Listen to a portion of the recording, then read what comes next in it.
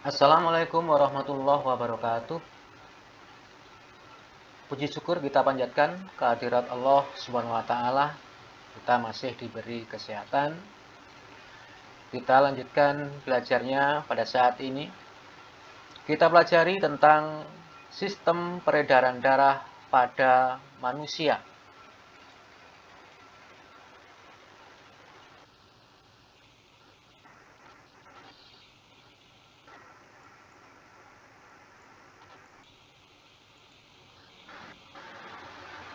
Apakah fungsi darah dan peredaran darah bagi tubuh kita?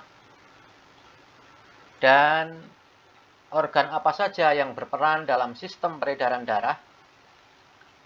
Itu yang akan kita pelajari pada saat ini. Namun saya mengingatkan sebelum kita belajar, silahkan berdoa menurut kepercayaan dan keyakinan masing-masing. Tentunya anak-anak masih ingat ketika belajar tentang sistem pencernaan makanan. Makanan yang sudah selesai dicerna di dalam usus halus akan diserap dan diedarkan ke seluruh sel-sel tubuh oleh darah. Darah juga tidak hanya mengedarkan sari makanan saja, tentunya juga oksigen diambil dari paru-paru, diedarkan ke seluruh sel tubuh, juga mengangkut zat-zat sisa yang bersifat racun dari seluruh sel-sel tubuh untuk diangkut menuju ke alat pengeluarkan dan selanjutnya dikeluarkan dari tubuh. Jadi, sistem peredaran darah adalah sistem yang berfungsi untuk mengangkut nutrisi atau makanan, oksigen, hormon, dan senyawa kimia lainnya ke seluruh sel-sel tubuh, serta mengangkut gas karbon dioksida dan zat sisa metabolisme lainnya dari seluruh sel-sel tubuh menuju ke alat pengeluaran.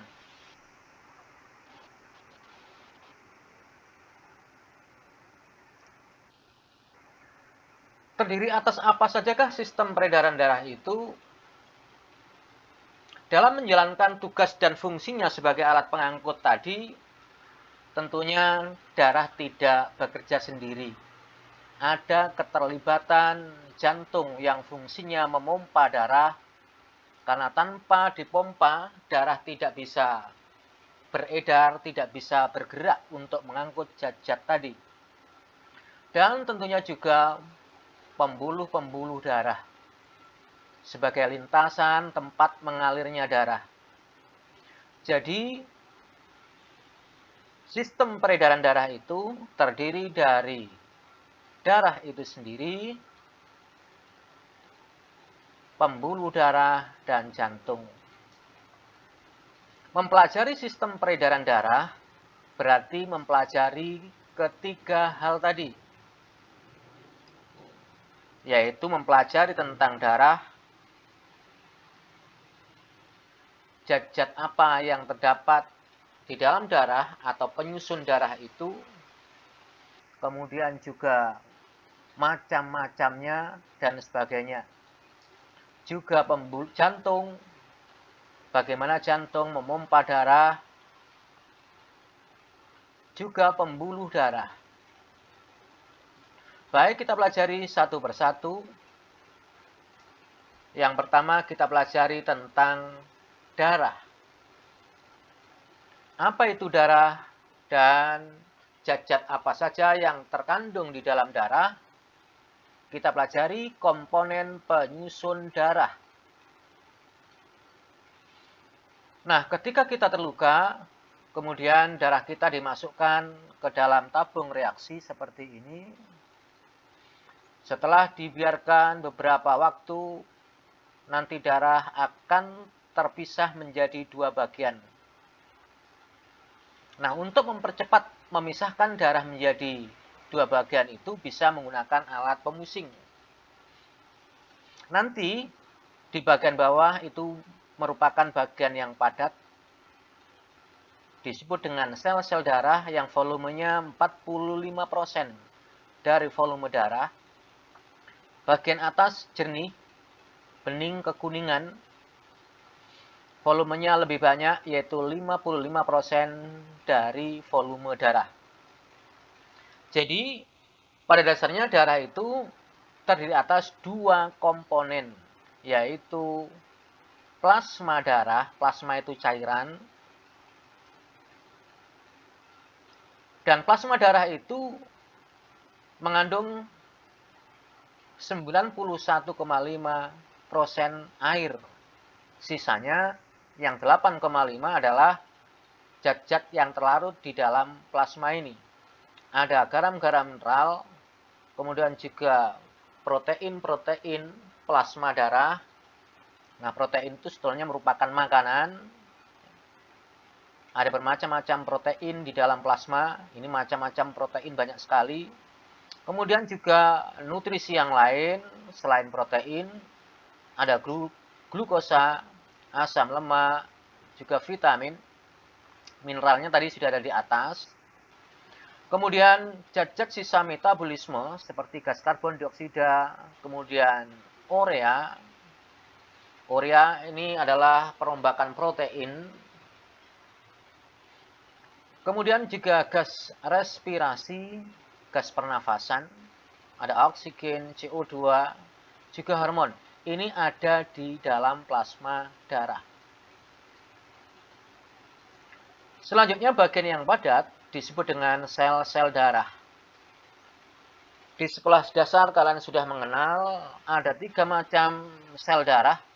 Sel darah merah atau eritrosit, sel darah putih, leukosit, dan keping darah atau trombosit. Baik, selanjutnya kita pelajari apa fungsinya, apa fungsi plasma darah, kemudian juga perbedaan-perbedaan antara sel-sel darah merah, putih, dan keping darah ini. Perhatikan tayangan berikutnya, kita pelajari tentang plasma darah. Tadi di atas sudah disebutkan komposisinya ada air, garam-garam, protein plasma, kemudian senyawa yang ditransportasikan di dalam darah. Ditransportasikan ke seluruh sel tubuh atau mungkin menuju ke alat pengeluaran kalau itu zat sisa. Baik, air penting bagi tubuh sebagai pelarut untuk membawa senyawa lain. Tanpa air, senyawa-senyawa lain, makanan dan sebagainya itu tidak akan bisa diangkut dengan baik. Kemudian garam-garam. Garam-garam mineral ini berfungsi untuk keseimbangan osmotik, tekanan osmosis. Juga buffer pH untuk menjaga pH, keasaman, dan mengatur permeabilitas membran. Jadi, tekanan osmosis pada membran. Yang berikutnya adalah protein plasma. Secara umum, juga untuk keseimbangan osmotik, buffer pH, pembekuan darah, juga sistem pertahanan. Nah, bagian protein plasma apa yang nantinya berperan dalam pembukaan darah? Kamu amati protein plasma ini, karena nanti di pelajaran berikutnya ini dipelajari lebih khusus tentang pembekuan darah. Ada fibrinogin, ya, ada protrombin juga sebetulnya. Kemudian senyawa yang ditransportasikan. Ya tentunya sari makanan diangkut dari usus halus. Nah, sari makanan itu ada di dalam plasma darah. Kita lanjutkan. Kita pelajari sekarang tentang sel-sel darah. Nah, ini adalah gambar pembuluh darah. Di dalam pembuluh darah ada darah yang mengalir atau yang beredar. Di sini ada plasma darah. Nah, sel-sel darahnya dulu yang disebutkan di sini ada sel darah merah atau eritrosit. Ini eritrosit yang ada di dalam pembuluh darah. Kemudian juga ada leukosit, sel darah putih. Trombosit, keping-keping darah, bentuknya seperti ini. Dan plasma darah.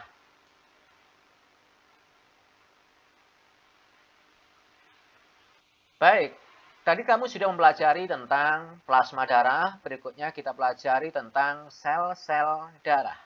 Apa perbedaan antara eritrosit, leukosit, dan trombosit? Tentunya perbedaan dalam berbagai hal, mungkin dari gambar jelas terlihat di sini, ada perbedaan bentuk, bentuknya tidak sama. Apakah fungsinya sama atau berbeda? Kemudian jumlahnya di dalam tubuh kita apakah sama? Baik, kita pelajari perbedaan sel-sel darah. Nah, ternyata perbedaan itu ada pada bentuk dan intinya, tidak sama. Kemudian juga jumlahnya, tempat pembuatan, fungsi, dan juga gangguan. Gangguan itu jika kelebihan atau kekurangan masing-masing sel-sel darah ini. Dari gambar tadi terlihat eritrosit bentuknya bulat, pipih tetapi cekung di tengah. Leukosit bentuknya berubah-ubah, artinya tidak macam-macam bentuknya. Trombosit bentuknya tetap, tetapi tadi terlihat kita susah untuk mendefinisikan bentuknya seperti apa, karena bentuknya tidak beraturan. Nah, inilah perbedaan secara lengkap antara eritrosit, leukosit, dan trombosit. Jumlahnya juga berbeda di sini. Eritrosit jumlahnya paling banyak 4 sampai dengan 5 juta tiap milimeter kubik. Artinya, kalau kita mengambil darah manusia, satu tetes itu bisa jadi lebih dari 1 milimeter kubik. Jadi 1 milimeter kubik itu adalah volume sebuah kubus. Bayangkan ada bangun ruang kubus seperti kotak kapur, itu adalah kubus, sisi-sisinya sama, cuma panjangnya 1 milimeter. Berarti ada kubus mini, kubus kecil. Nah, di situ jumlah sel darah merahnya sekian ini. Berarti ukurannya sangat kecil. Ditambah lagi ada leukosit, jumlahnya 5.000 sampai dengan 10.000 sel. Trombositnya justru lebih banyak dari leukosit, ada 250 sampai 400.000. Kemudian tempat pembuatan. Semua sel darah dibuat pada sumsum merah tulang. Kecuali pada leukosit, selain sumsum merah tulang, juga kelenjar limfe dan limpa. Kalau kelenjar limfe itu berada di lipatan tubuh, limpa itu organ kecil di belakang pankreas, di bawah lambung. Kemudian fungsinya, nah eritrosit mengangkut oksigen dan karbon dioksida, leukosit darah putih membunuh atau melawan kuman, dan trombosit penting untuk pembekuan darah. Jadi darah kita bisa membeku karena adanya trombosit ini. Gangguan, kalau kekurangan sel darah merah, anemia, ada polisitsemia, sel darah putih, leukemia. Itu kalau kelebihan atau leukositosis. Kalau kekurangan, leukopenia. Ini kekurangan sel darah putih. Kekurangan trombosit, hemofilia. Nah, kalian bisa cari tahu apa ini semua lebih jauh, bisa membuka di website-website tertentu ya, tentang apa itu leukemia, hemofili, dan sebagainya. Kita lanjutkan yang berikutnya. Iya, fungsi sel darah merah tadi mengangkut oksigen dan gas karbon dioksida. Baik, kita bernafas itu memasukkan udara. Nah, ini udara yang masuk ke paru-paru, jumlah komposisi masing-masing gas, oksigen sekian persen, nitrogen sekian persen. Ini adalah udara ideal, artinya yang tidak tercemar. Insya Allah, udara di lingkungan kita masih seperti ini, kecuali di lingkungan industri mungkin karbon dioksidanya lebih dari sekian. Ini semua masuk ke paru-paru. Jadi kita tidak bisa memasukkan oksigennya saja ke paru-paru, tidak. Semua ini masuk, termasuk nitrogen, bahkan sebagian besar nitrogen. Masuk di paru-paru sampailah di alveolus. Selanjutnya, sesampai di alveolus, udara itu oksigennya saja diikat oleh sel darah merah. Selanjutnya oksigen itu dibawa atau diangkut ke seluruh sel tubuh. Nah, oksigen yang berikatan atau bereaksi dengan sel darah merah atau hemoglobin disebut dengan oksihemoglobin, yang menyebabkan darah menjadi warnanya lebih cerah. Setelah mengangkut oksigen atau membawa oksigen, diangkut ke seluruh sel-sel tubuh. Di seluruh sel tubuh, oksigen digunakan untuk membakar atau mengoksidasi makanan untuk menghasilkan energi. Karena tanpa oksigen, makanan tidak bisa digunakan untuk menghasilkan energi. Selain menghasilkan energi, juga mengeluarkan zat sisa, CO2 dan uap air. Nah, ini merupakan zat yang bersifat racun di dalam sel-sel tubuh itu. Diangkut oleh darah kembali. Nah, ini persamaan reaksi oksidasinya. Oksigen digunakan untuk membakar makanan, menghasilkan energi. Zat sisanya CO2 dan uap air. Ini adalah racun, dibawa kembali oleh darah, diikat lagi oleh sel darah merah. Selanjutnya diangkut lagi menuju ke paru-paru. Nah, darah yang telah mengikat karbon dioksida namanya karbaminohemoglobin, HbCO2 ini warnanya tidak cerah lagi, agak gelap. Kemudian menuju ke paru-paru. Sesampai di paru-paru, CO2-nya ini dikeluarkan bersama udara yang kita hembuskan ketika bernafas itu. Oleh karena itu, udara yang keluar dari paru-paru itu komposisinya berbeda di sini. Oksigen sebelumnya 20,9, tinggal 14,6. Sisanya yang 5, berapa itu digunakan untuk mengoksidasi makanan. Nah, inilah fungsi eritrosit. Mengangkut oksigen, juga gas karbon dioksida. Kita lanjutkan. Kita pelajari fungsi berikutnya, sel darah putih. Nah, sel darah putih bentuknya tadi seperti ini. Perbandingan ukurannya, kalau eritrosit sekian, sel darah putih sekian.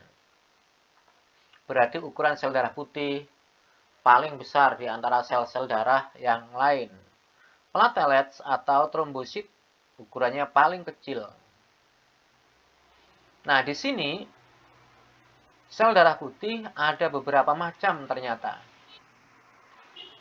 Kalau sel darah merah satu macam. Trombosit juga satu macam. Nah, sel darah putih ada beberapa macam. 1, 2, 3, 4, 5. Nah, di sini ada sel darah putih yang memiliki titik-titik. Nah, titik-titik ini disebut dengan istilah granulosit. Yang bergranulosit ada eosinofil, ini gambarnya. Kemudian ada basofil di bawahnya ini, ada granulositnya, dan neutrofil ini.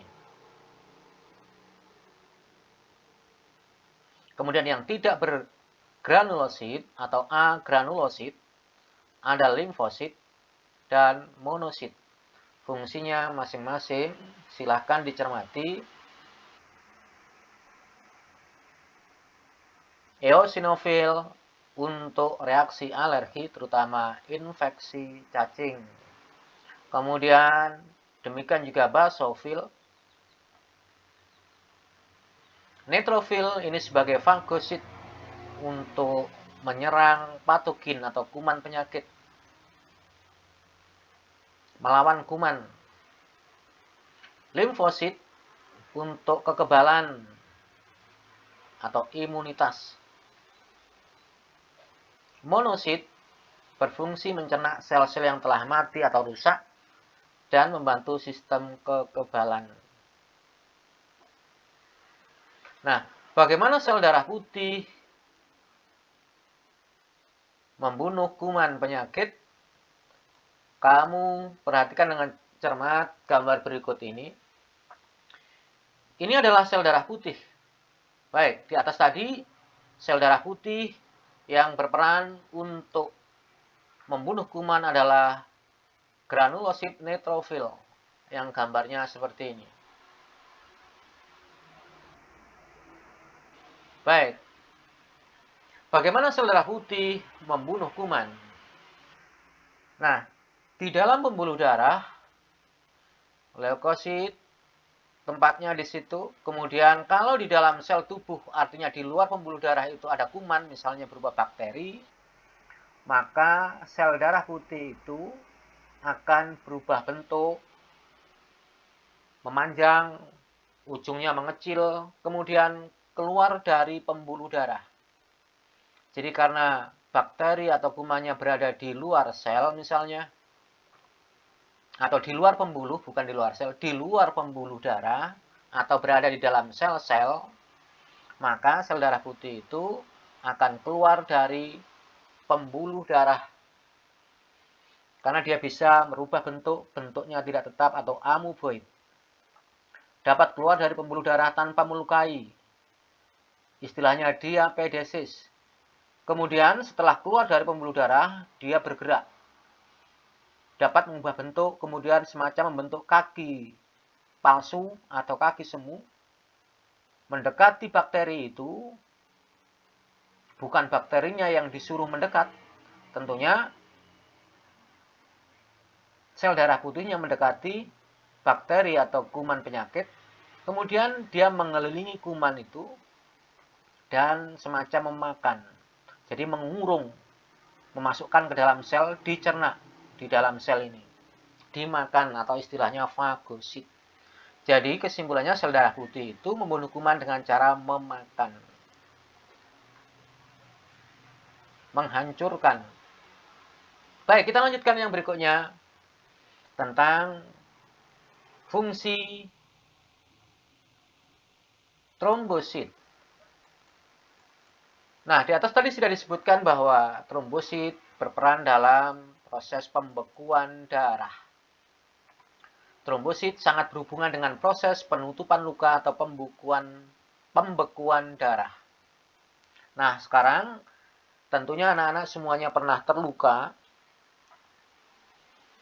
darah mengeluar, keluar dari pembuluh darah, ada kalanya memancar. Kalau lukanya tidak terlalu besar, bisa menutup sendiri. Sebetulnya bukan menutup sendiri, tetapi ada proses penutupan luka. Jadi, peristiwa pembekuan darah seperti ini diawali dari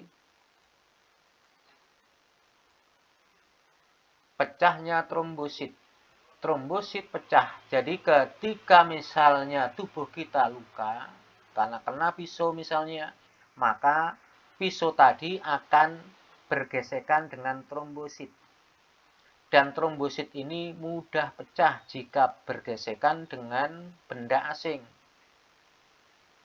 Nah, setelah trombosit itu pecah, karena mudah pecah, maka dia mengeluarkan enzim namanya trombokinase atau tromboplastin. Nah, enzim ini fungsinya mengubah protrombin. Protrombin di mana? Di dalam plasma darah.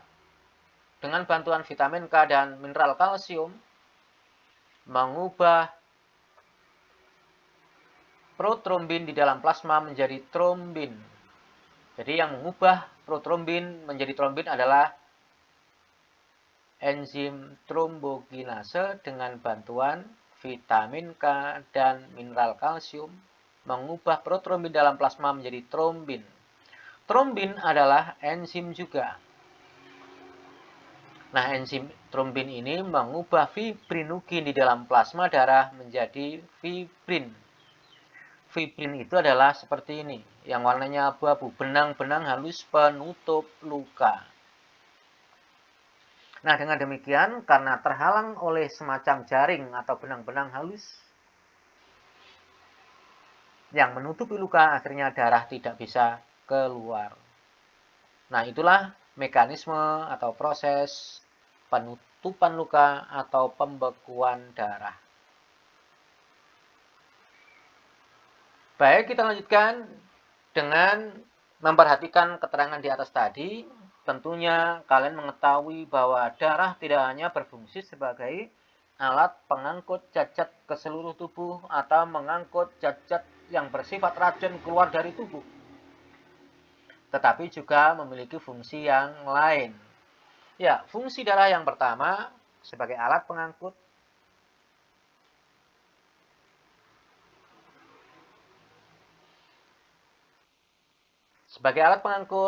yang pertama yaitu sel darah merah mengangkut oksigen dan gas karbon dioksida. Kemudian plasma darah mengangkut sari makanan, hormon juga, zat sisa, urea itu adalah zat sisa yang ada di dalam urin. Kemudian selain sebagai alat pengangkut yang pertama, darah juga berfungsi untuk sebagai alat pertahanan tubuh melawan infeksi. Nah, ada sel darah putih, eosinofil tadi, yang fungsinya memakan kuman, fagosit. Kemudian juga ada limfosit. Kalau limfosit ini menghasilkan zat antibodi, pelawan kuman. Kalau ini memakan, kalau antibodi itu membunuh kuman tetapi tidak dengan cara memasukkan, melawan, melemahkan. Kita lanjutkan.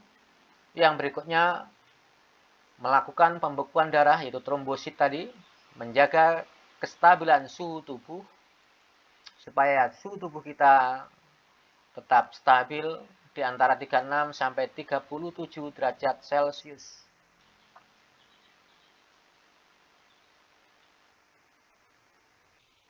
Inilah fungsi darah bagi tubuh kita sebagai alat pengangkut, kemudian alat pertahanan tubuh atau membunuh kuman, menjaga suhu tubuh agar tetap stabil, dan melakukan pembekuan darah. Kita lanjutkan, kita pelajari yang berikutnya. Iya, kita pelajari yang cukup menarik, yaitu sistem penggolongan darah. Tentunya kalian sudah mengenal, barangkali juga sebagian dari kalian sudah pernah diperiksa golongan darahnya. Nah, golongan darah pada manusia dikenal ada golongan darah A, B, O, dan AB. Itu adalah penggolongan darah berdasarkan sistem ABO. Kemudian mungkin juga ada yang pernah mengenal istilah resus. Jadi darah itu dapat digolongkan berdasarkan ada sistem ABO, ada sistem resus, dan sistem MN. Cuma yang sering digunakan adalah yang ABO dan sistem resus atau RH.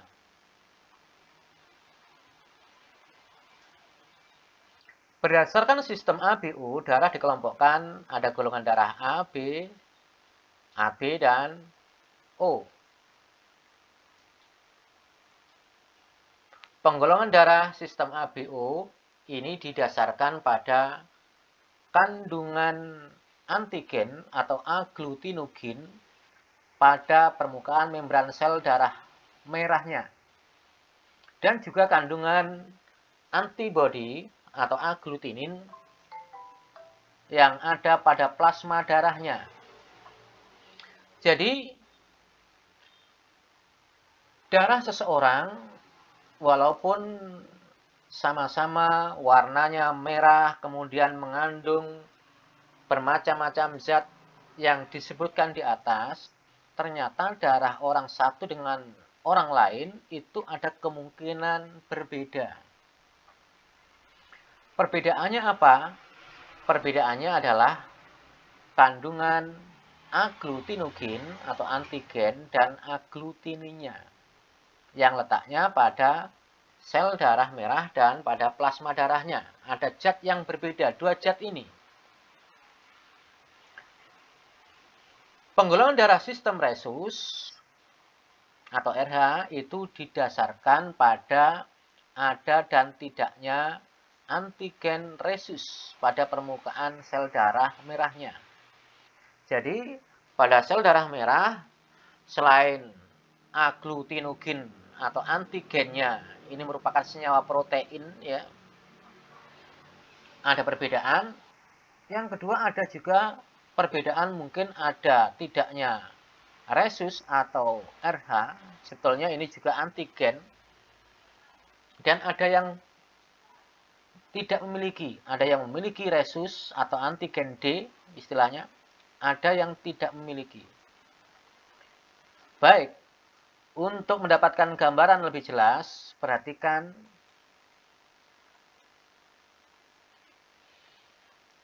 kita pelajari sekarang penggolongan darah sistem ABO dan resus. ABO dulu. Ada dua macam agglutinogen atau antigen dan agglutinin atau antibodi. Yaitu ada agglutinogen atau antigen A dan agglutinogen atau antigen B. Demikian juga agglutinin.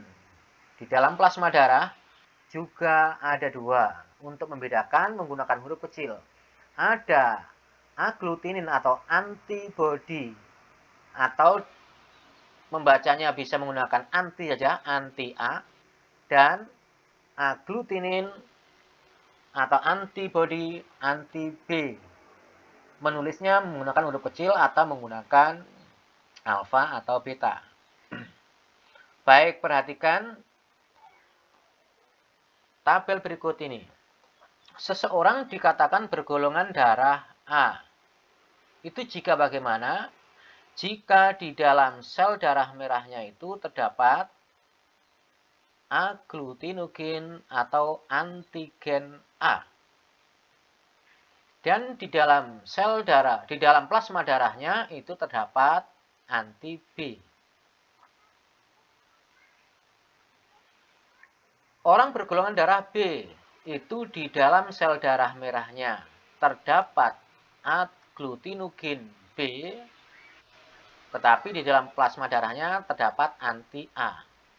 Jadi, kalau agglutinogennya atau antigennya yang dimiliki A, maka plasmanya memiliki bukan anti A, tetapi anti B.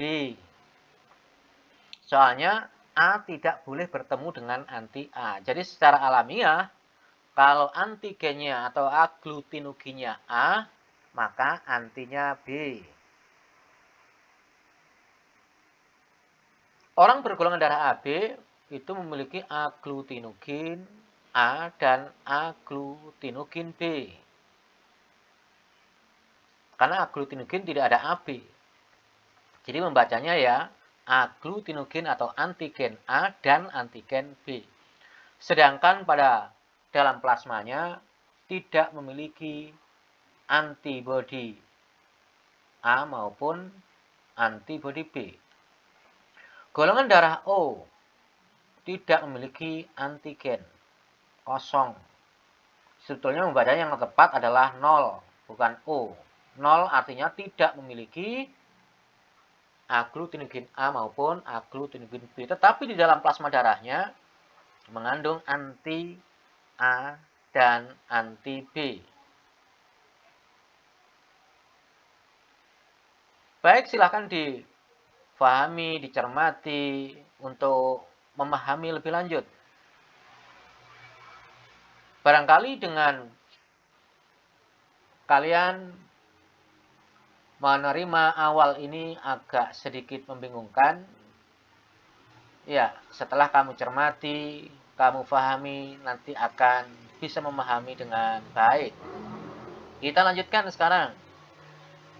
Jadi, tolong diingat kembali, perhatikan. Kalau kalian bergolongan darah A, itu berarti di dalam sel darah merahmu itu mengandung antigen A. Tetapi di dalam plasmanya mengandung anti B. Demikian seterusnya. Kita lanjutkan. Ya, ada informasi di sini. Jadi macam golongan darah sesuai dengan macam agglutinuginnya atau antigennya. Jadi kesimpulannya dari sini, macam golongan darah AB dan 0 atau O ini berdasarkan macam aglutinugin atau antigen di dalam sel darah merahnya. Kita lanjutkan. Kita lanjutkan sekarang sistem penggolongan apa? Penggolongan darah sistem resus. Sistem penggolongan resus dapat digolongkan menjadi 2 kelompok saja. Tidak 4, hanya 2. Yaitu resus positif atau RH+ dan resus negatif. Resus merupakan protein khusus di dalam sel di dalam sel darah merah ya, yang terdapat di permukaan selnya. Seseorang dikatakan resus positif itu jika pada permukaan sel darah merahnya terdapat antigen RH. Antigen resus, ada RH-nya. Sedangkan resus negatif tidak memiliki antigen RH. Misalnya golongan darah A itu ada yang resusnya positif, ada yang resusnya negatif. Demikian juga golongan darah B, ada B resus positif, resus negatif. Jadi secara keseluruhan, macam golongan darah kalau dikaitkan dengan resusnya, itu ada 8 macam golongan darah. 4 kali 2. A, resus positif, A, resus negatif. B, resus positif, B, resus negatif, dan seterusnya. Jadi ada 8 macam golongan darah. Itu kalau disertakan dengan macam resusnya. Kita lanjutkan. Iya. Kalian mengetahui bahwa darah seseorang itu bisa dipindahkan atau ditransfusikan dari orang satu ke orang lain yang membutuhkan. Ketika orang karena kecelakaan, melahirkan mungkin, atau kekurangan darah yang lain, bisa mendapatkan bantuan darah dari orang lain. Itulah yang disebut dengan transfusi. Pemberi darah disebut dengan istilah donor. Ya, barangkali di antara kalian sudah ada yang pernah menjadi donor, diambil darahnya. Sedangkan penerima darah disebut dengan resipien, penerima. Dalam transfusi darah, Ada aturannya. Ini yang perlu kamu perhatikan. Bahwa agglutinogen atau antigen A tidak boleh bertemu dengan anti A. Demikian juga agglutinogen B atau antigen B tidak boleh bertemu dengan anti B. Jadi A itu katakan bermusuhan dengan anti A. B bermusuhan dengan anti B. Oleh karena itu secara alamiah, kalau orang itu golongan darahnya A, di dalam plasmanya tidak mengandung anti A, tetapi anti B. Kalau misalnya A akan bertemu dengan anti A, maka akan terjadi penggumpalan atau aglutinasi. Jadi antibodi A atau agglutinin A atau anti A ini akan bereaksi melawan antigen A. Karena antigen A ini dianggap sebagai musuhnya. Akan bereaksi. Reaksi itu membentuk gumpalan darah menjadi menggumpal. Kalau menggumpal tidak bisa mengalir di dalam pembuluh darah. Berhenti. Selain harus disesuaikan jenis golongan berdasarkan sistem ABO, dalam transfusi darah juga harus disesuaikan sistem resusnya. Misalnya seorang bergolongan darah A, RH positif misalnya, pilihan dalam transfusi adalah ARH positif. Pilihan kedua adalah O, karena O itu bisa diberikan ke semua golongan darah. O, RH positif juga. Baik, untuk lengkapnya bisa kamu amati tabel berikut ini. Perhatikan dengan baik-baik. Ini ada tabel transfusi darah. Ayo silahkan berpikir, kemudian mengisi kolom-kolom pada tabel ini dengan tanda plus dan minus. Plus itu berarti boleh dilakukan, minus tidak boleh karena terjadi penggumpalan. Nah sekarang dalam transfusi yang harus diperhatikan adalah dari pihak penerima atau resepiennya. Jadi ini ada donor di sini, ada penerima di sini. Kalau donor itu tidak mendapatkan risiko apa-apa. Karena dia hanya sekedar menyumbangkan. Tetapi penerima darah yang nantinya darah itu akan masuk ke dalam tubuh seseorang itu, itulah yang menentukan apakah terjadi aglutinasi atau penggumpalan atau tidak. Itu intinya di situ. Baik, perhatikan di sini. Makanya di sini saya sertakan dengan antinya. Nah, di sini antibodinya. Dapatkah golongan darah A? Perhatikan kursornya diberikan kepada orang bergolongan darah A. Nah, nanti antibodi A, karena golongan darah sesuai dengan antibodinya, sama. Ya, baik, perhatikan. Antibodi A akan ketemu anti B. Berarti tidak terjadi aglutinasi. Yang terjadi penggumpalan itu jika A ketemu anti A. Nah, berarti di sini ditulis dengan tanda positif. Boleh. Nah, sekarang bisakah golongan darah A, resepien golongan darah A ini diberi atau kalau dibaca, bisakah orang bergolongan darah B memberikan ke A? Nah, di sini antibodi B ketemu dengan anti B. Nah, ini tidak boleh di sini. Tanda min. Baik, kita acak saja sekarang. Di sini. Dapatkah golongan darah B diberikan ke golongan darah O? Baik, nanti akan bertemu antibodi B dengan anti B. Nah, ini nggak boleh. Karena B bertemu dengan anti B, berarti di sini negatif. Baik.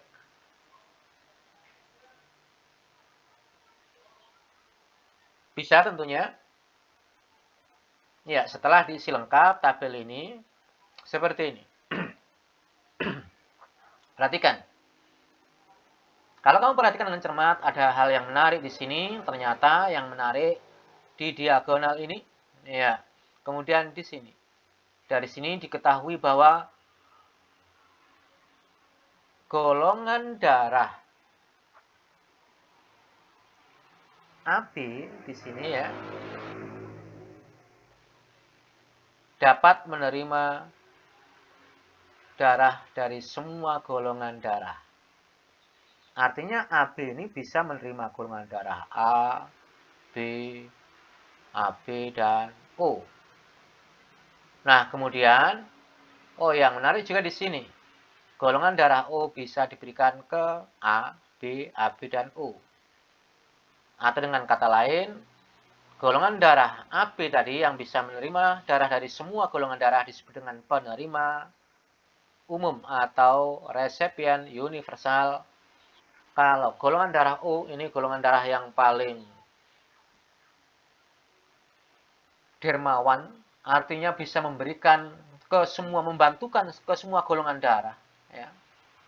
Disebut dengan donor umum atau donor universal. Baik, jadi dalam transfusi darah harus memperhatikan ya seperti tabel ini. Kita lanjutkan yang berikutnya. Ya, kesimpulan dari tabel tadi apa? Bahwa golongan darah yang sama itu bisa ditransfusikan. Coba kamu lihat di atas lagi. Golongan darah A bisa memberikan ke A.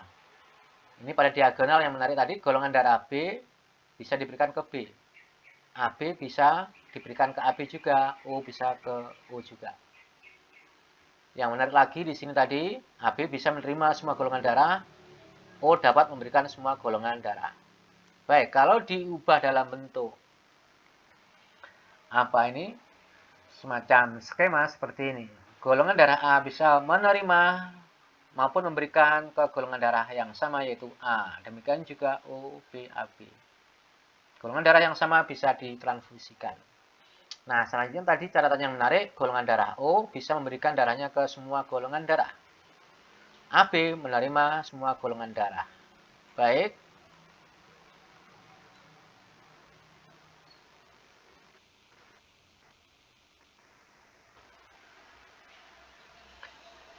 Kita lanjutkan. Ini tentang transfusi darah. Nah, ini gambar diagram transfusi darah. Kalau tadi dalam bentuk tabel positif negatif ya. Ini artinya positif. Tadi O bisa diberikan ke O. Ini resepnya di sini sama seperti tabel di atas tadi. Kalau yang begini artinya menggumpal. Nah, kamu lihat di sini cuma nggak sama susunannya di sini.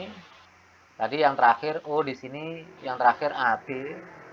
Nah, kamu lihat di sini AB, golongan darah AB bisa menerima darah dari O, A, nah ini di sini.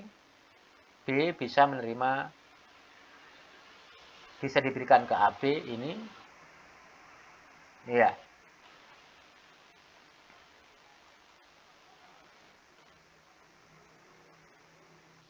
Jadi pilihannya apabila kamu bergolongan darah O misalnya dalam transfusi darah hanya bisa menerima dari golongan darah yang sama saja. O saja. Tapi kalau kamu bergolongan darah A, bisa menerima golongan darah A, itu pilihan pertama. Yang kedua, kalau tidak ada A, dalam transfusi, itu sebaiknya yang sama dulu. Baru kalau tidak ada yang sama, pilihan terakhirnya, yaitu pilihan kedua, golongan darah O. Ya tentunya RH-nya harus yang sama, positif. Sebenarnya dalam keterangan yang lain, positif itu bisa diberikan ke negatif juga. Golongan darah B, pilihan pertamanya ya B. Kedua, O. Golongan darah AB, nah ini paling enak. Bisa menerima darah golongan yang sama AB, A bisa menerima, B juga menerima. Pilihan ke berikutnya, ketiganya, atau keempat sebetulnya ini adalah golongan darah O. Jadi kalau golongan darah AB itu mudah mencari darah, ya.